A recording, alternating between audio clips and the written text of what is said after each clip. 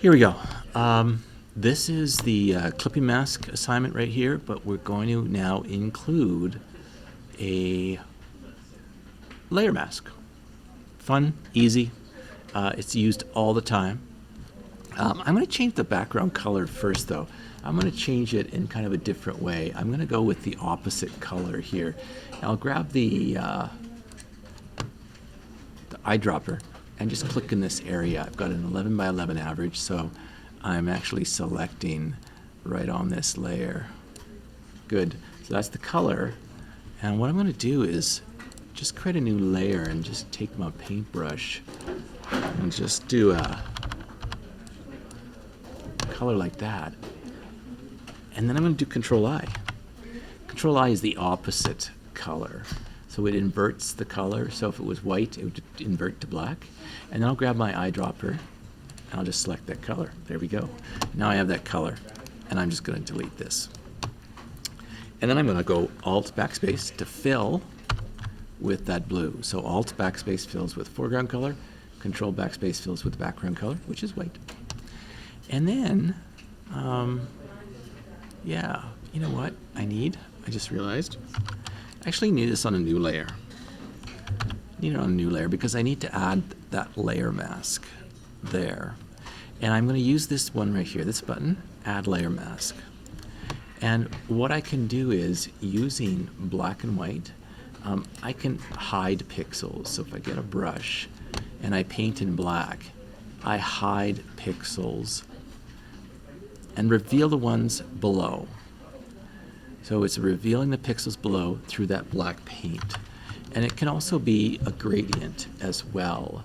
So if I grab my gradient tool and I do a linear gradient from top to bottom, I'm going to hide some pixels here and allow that white to show through, or not hide them. And it's using white pixels to not reveal the layer below. But in this case, I might do a radial gradient and see what that looks like. That's not bad. I kind of like that. Not too bad. The other thing I can do is I can get my rust image, and get the same rust image, and drag, and then drop. It looks identical because it is. It's identical. It's in the exact same position. But what I'm going to do is, again, using a layer mask, radial gradient, and I'm going to see what I get. That's kind of interesting, actually. That's not too bad. So if I swap the colors and do that again, I'll get that. I don't like that one as much.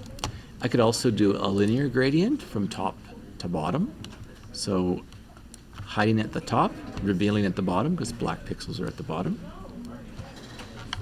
Or I could do it in the opposite direction. Interesting. I kind of like the radial one the best. But you choose, you figure it out. There's another rust texture here that's quite different. And if you want to do that as a background as well, so I could do something like, I'm going to do Control Backspace to fill this with white.